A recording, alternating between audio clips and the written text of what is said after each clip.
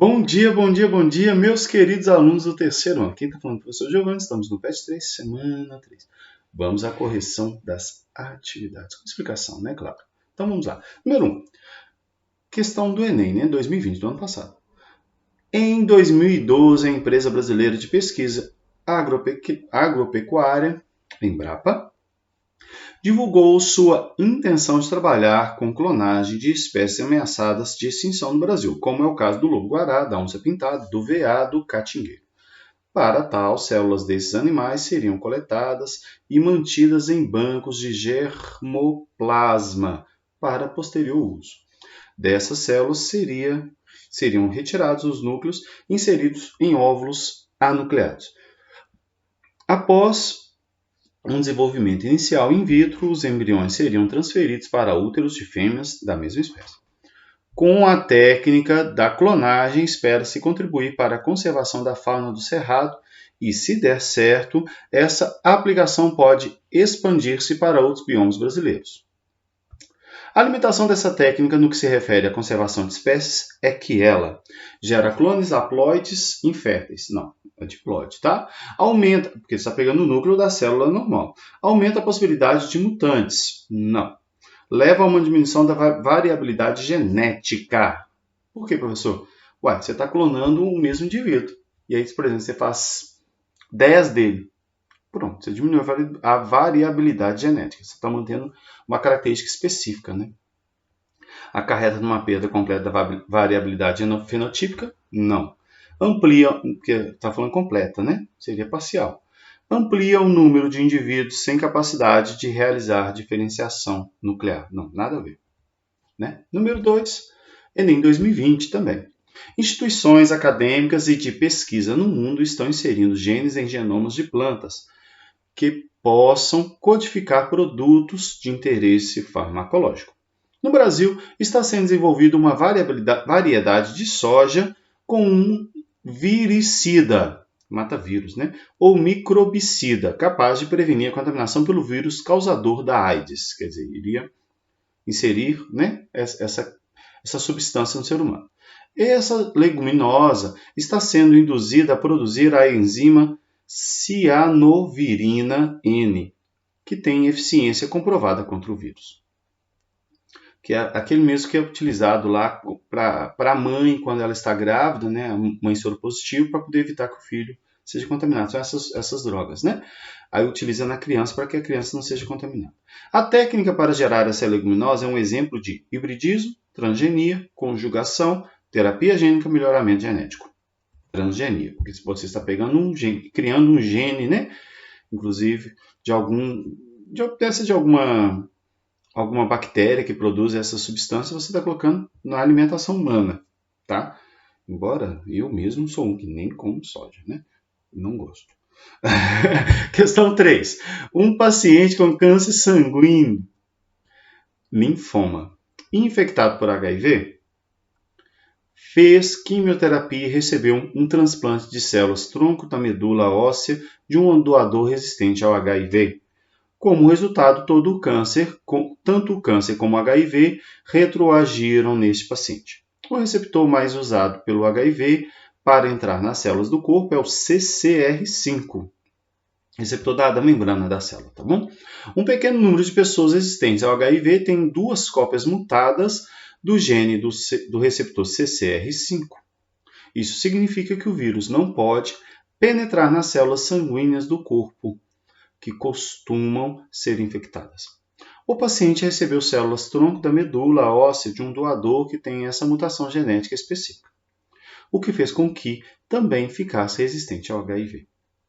A terapia celular a que o texto se refere, letra A, permitirá que eventuais futuros filhos do paciente transplantado também possuam células resistentes à infecção pelo HIV. Não. Professor, por que não?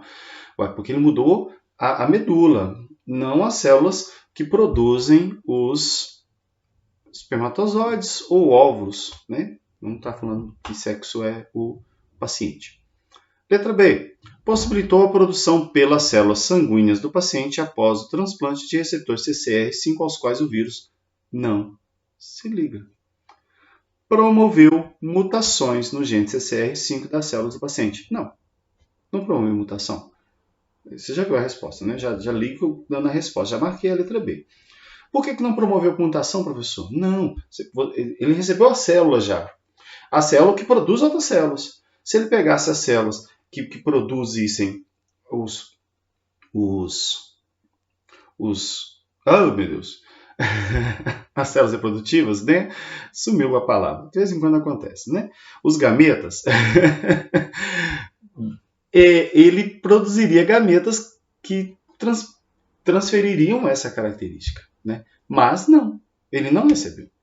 Ele recebeu as células que estão lá dentro, que são diferenciadas e ao mesmo tempo não são diferenciadas, que vão produzir células sanguíneas exclusivamente. Tá?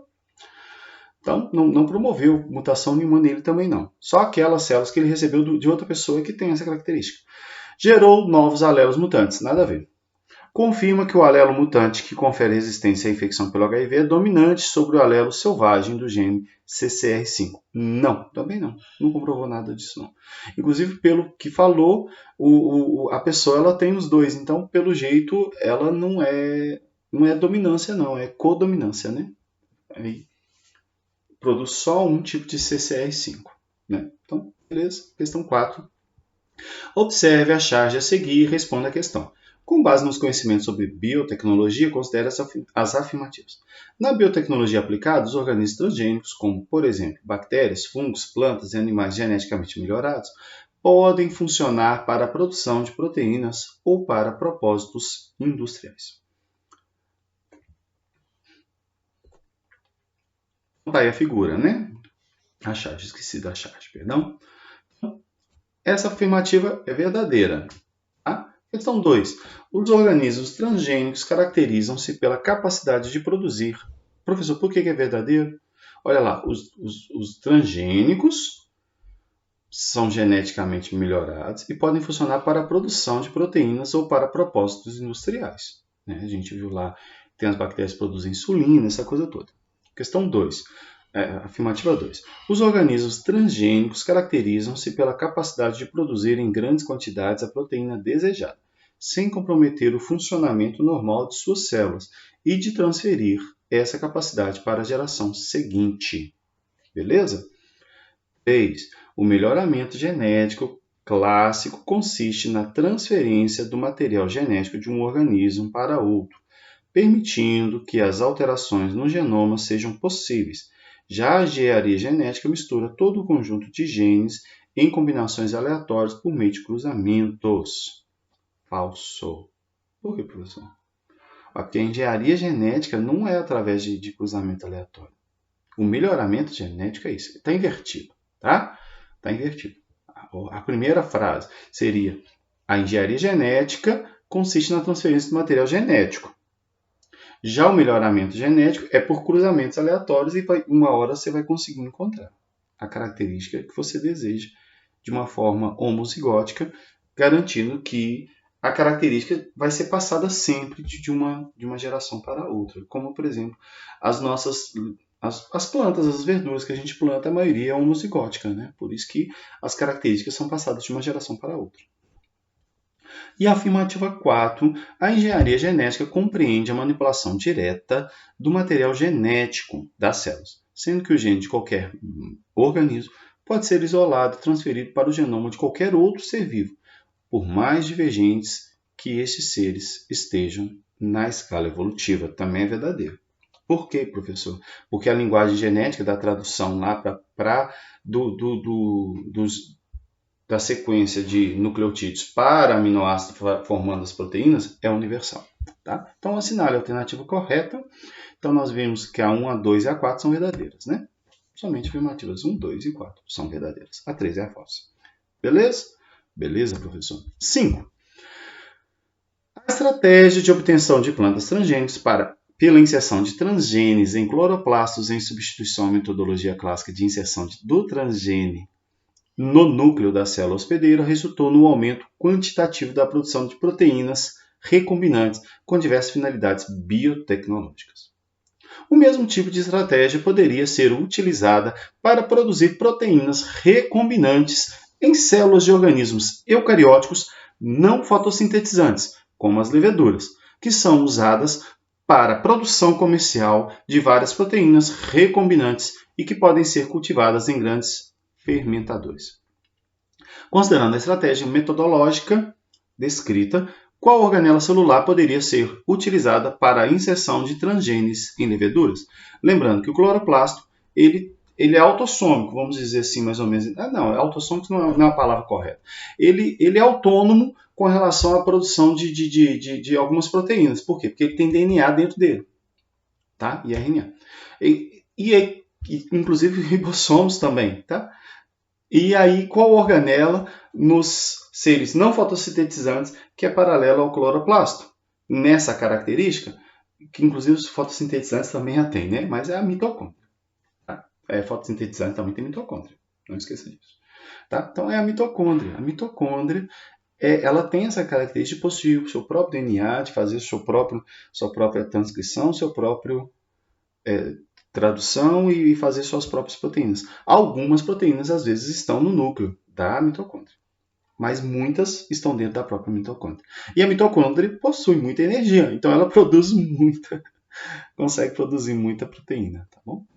Questão 6. Em um laboratório de energia experimental, observou-se que determinada bactéria continha um gene que confere resistência a pragas específicas de plantas.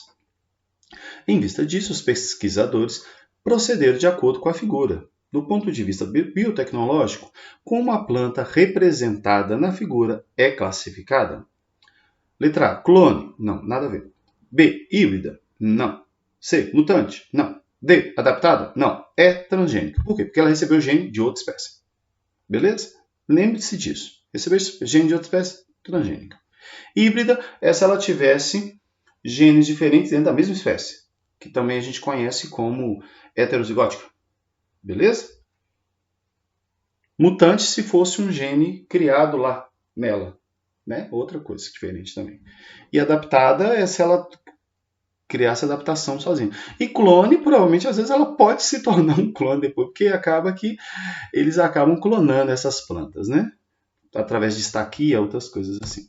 Então, nós ficamos por aqui. Beijo para vocês. Muito obrigado pela sua atenção. Deixe seu like no nosso vídeo, inscreva-se no nosso canal, acione o sininho para receber notificação sempre que o novo vídeo for lançado, tá bom? No mais, fique com Deus. Tchau, até a próxima.